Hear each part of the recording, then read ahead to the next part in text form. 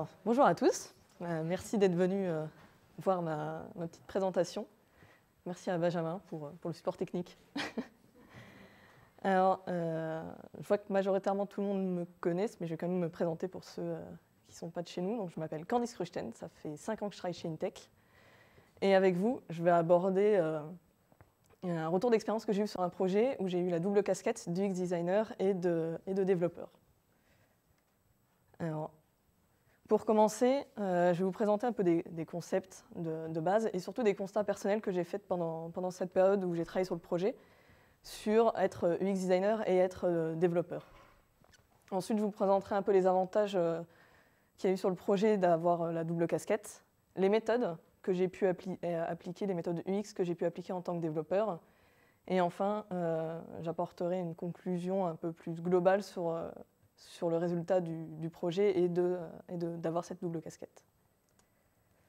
Alors tout d'abord, pour ceux encore qui ne comprennent pas la différence entre UX et UI, l'UX designer, il va beaucoup plus se concentrer sur tout ce qui est expérience utilisateur, la pratique, ses habitudes d'utilisation, tout ce qui est support, tout ce qui est ses applications qu'il utilise principalement, qui va permettre ensuite, lors de la phase de design, de faire tout ce qui est zoning, donc le placement des composants, le déroulé un peu des processus qu'on va mettre en place, et qui va gérer aussi tout ce qui est usabilité, fonctionnement de l'application générale.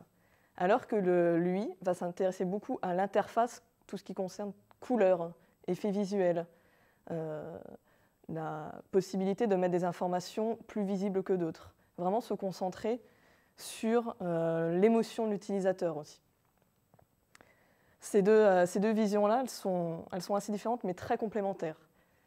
Un UX, UI designer peut gérer les deux, mais on a très bien des UX qui sont très mauvais en UI et des UX qui sont très mauvaises en UX.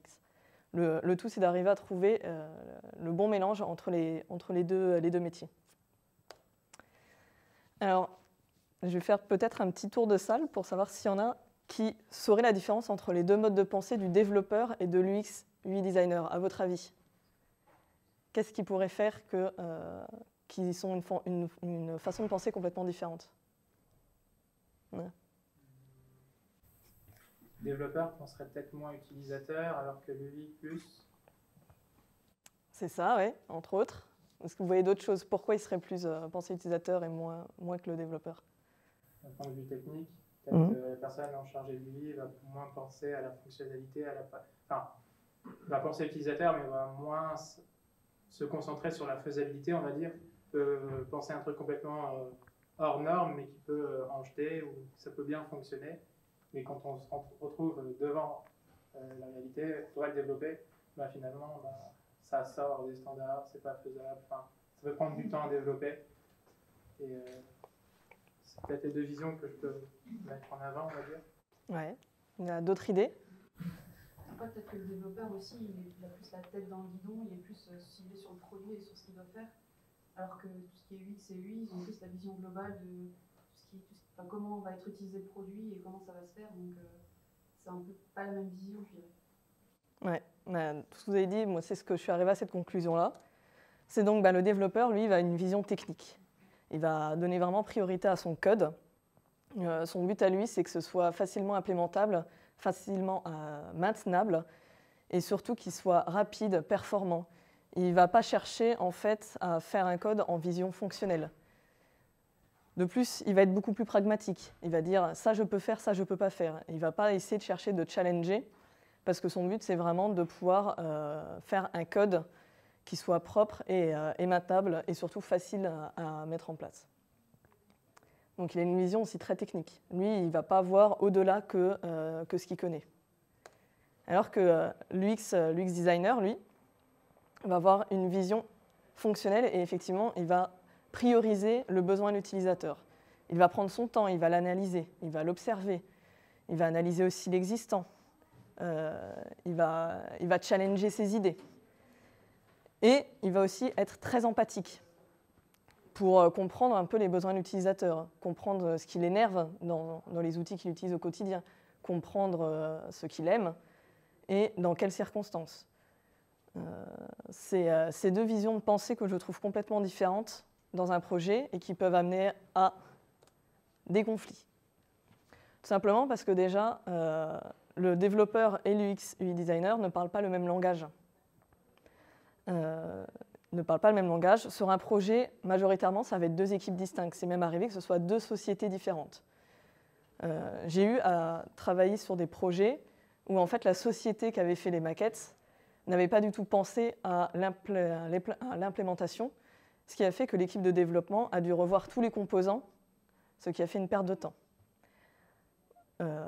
Comme on a des équipes distinctes, la communication peut être difficile quand elle existe. Parce qu'il est possible qu'elle n'existe pas ou qu'elle passe par des intermédiaires comme les chefs de projet, les analystes, qui n'ont pas forcément la réponse pour discuter avec chacune des équipes.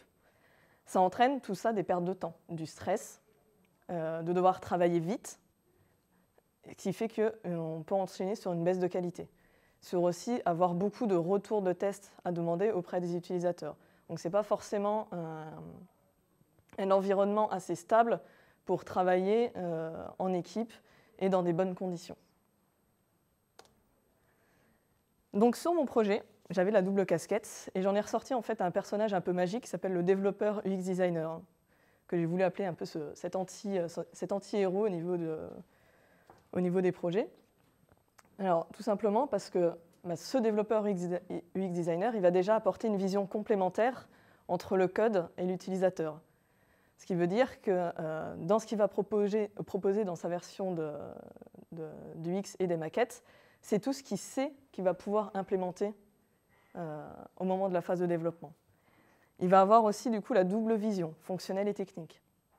Il ne va plus faire du code pour faire du code. Il va avoir effectivement cette vision globale du produit qui va lui permettre de mieux comprendre ce qu'il fait.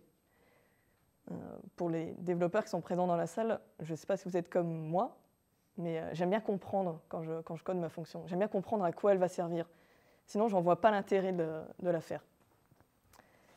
Et le développeur UX et designer UX, ce qu'il va faire, c'est qu'il va faire des analyses beaucoup plus pragmatiques. C'est-à-dire qu'il va prendre son temps, comme l'UX designer, d'observer, d'analyser l'existant, d'interviewer l'utilisateur. Et au final, il va faire des choix très rapides sur ce qui est possible ou non de faire, sur ce qu'il a déjà fait, déjà implémenté. Des choses qu'il n'a peut-être pas forcément la vision qu'a juste un UX designer. Il va plutôt chercher à proposer l'effet sympa pour l'utilisateur. Le développeur, lui, il va plutôt proposer ce qu'il peut faire et ce qui va être fait dans les temps. Donc, à votre avis, les avantages qu'on peut avoir cette double casquette, avec tout ce que j'ai dit. Rapidité. Gain de temps. Gain d'argent. Ça s'appelait la direction, ça, gain d'argent. Tout ça, c'est vrai. Donc, le gain de temps. Le gain de temps, je vais vraiment mettre un gros focus dessus parce qu'on a tous travaillé sur des projets qui ont rarement fini dans les temps. Je crois que le projet que j'ai fait là en tant que développeur UX designer, c'est déjà en plus le premier projet que je faisais dès le début, mais c'est surtout le seul où on n'a pas été pressé par le temps. Tout simplement parce que la phase en amont d'analyse avec ma vision de développeur a fait que les développements ont été beaucoup plus rapides au niveau du front-end. Parce que déjà, je connaissais les maquettes que j'allais implémenter et surtout, je n'avais pas à me poser de questions sur les choix à faire. Où je mets mon menu? Est-ce que je suis sûr de vouloir le mettre là? Comment je peux le faire? Comment le designer? Et le deuxième gros gain de temps, c'est les retours de test qui sont réduits. Tout simplement parce que tout ce qui est retour du visuel, il n'y en a quasiment pas au moment de la phase de développement, puisque toutes les maquettes ont été travaillées en amont et que le développeur qui les connaît a implémenté ce qui a été discuté avec le client. Le deuxième avantage qui pour moi est très important en tant que développeur, c'est que ma satisfaction elle est ressortie grandie.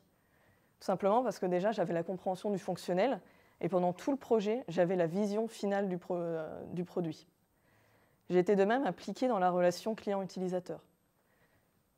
Dans les gros projets, on a donc les développeurs qui développent, les analystes et les chefs de projet qui vont à la rencontre des clients et des utilisateurs.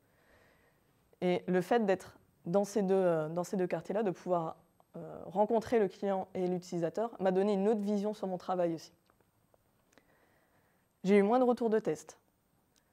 Donc moins de tickets, moins des choses un peu informelles qui fait qu'on oublie qu'on travaille pour des humains. j'ai eu un gain de temps considérable dans le développement du front-end, puisqu'il y a effectivement moins de choix à faire. Et surtout, moins de stress, puisqu'il y a un gain de temps. J'étais plus sereine, et toute l'équipe était plus sereine sur le développement, ce qui fait que l'entente s'est bien passée. Et je ne sais pas vous, mais moi, en période de stress, je n'arrive pas à travailler. C'est impossible, je suis humaine. Hein. Le dernier gros avantage, c'est la gestion de projet qui est simplifiée. Tout d'abord parce qu'il y a moins de personnes impliquées. Il n'y a plus les deux groupes, UX designers et le groupe développeurs, qui se font parfois un petit peu la guéguerre, hein, comme des supporters d'un match de rugby. Il y a beaucoup moins de conflits à gérer, puisque les décisions sont prises selon les capacités de chacun et selon les deux visions.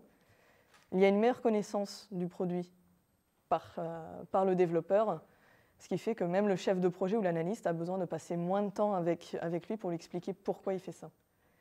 Et enfin, il n'y a quasiment pas de retard sur la fin du projet, ce qui fait qu'il y a beaucoup moins de négociations à faire après avec le client derrière.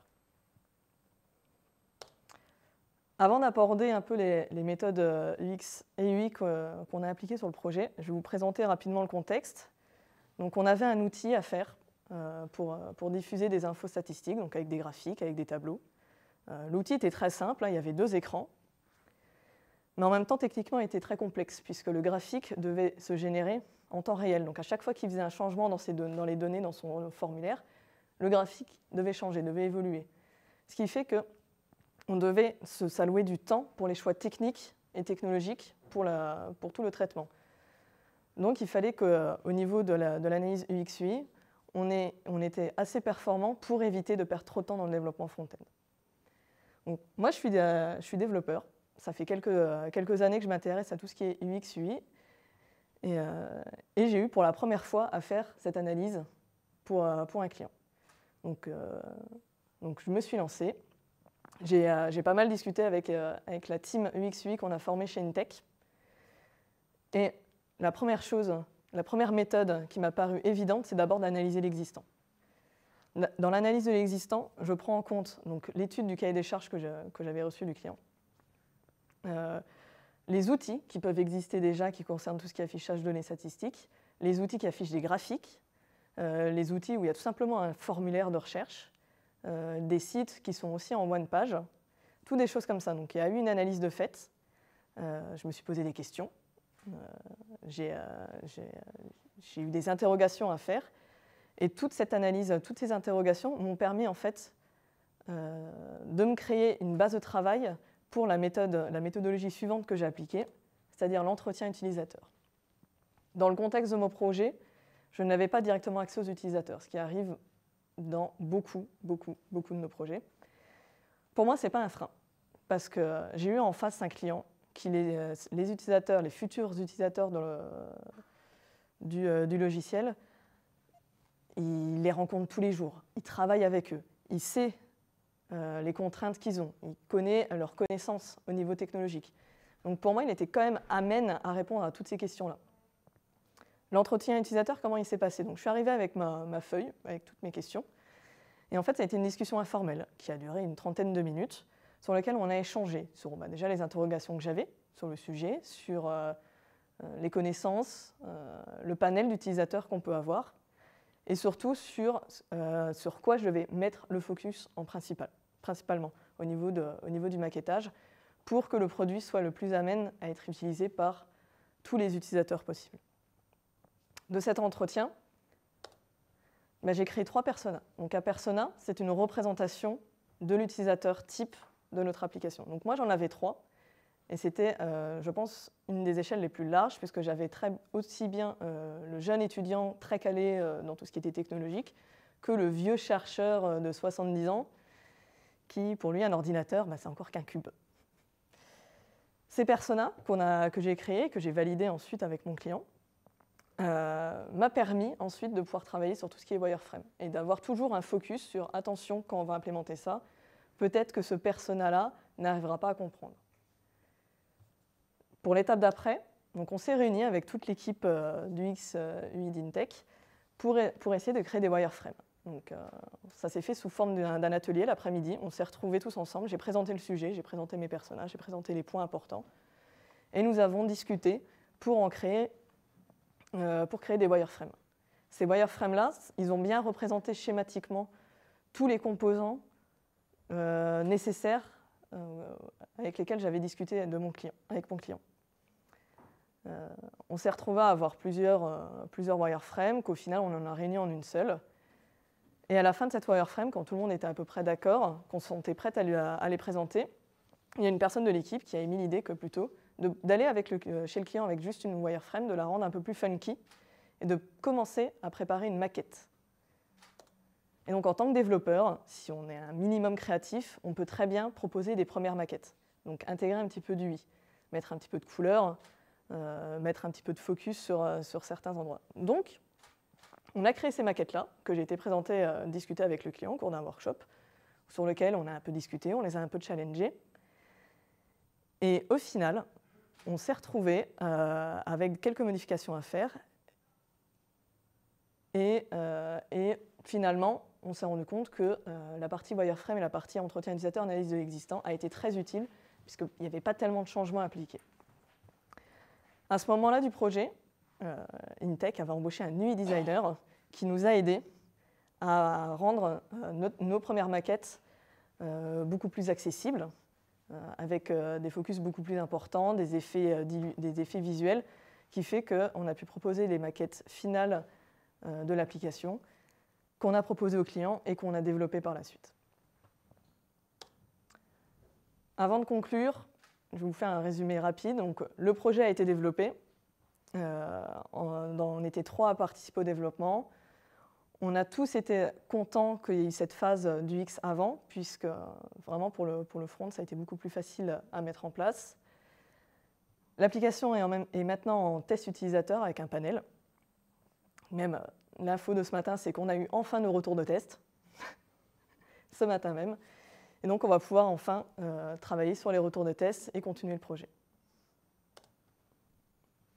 J'en ai conclu qu'effectivement, le développement était beaucoup plus rapide.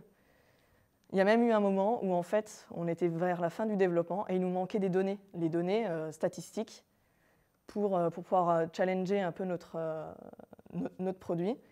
Et notre client n'était pas prêt à nous les données statistiques. On a été tellement rapide dans le développement que finalement, on a été trop rapide comparé au client.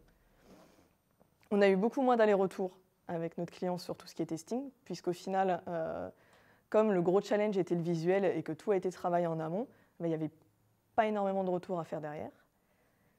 Ça a été un de mes premiers projets chez Intech où je n'étais pas sous stress. Oh, ça fait du bien.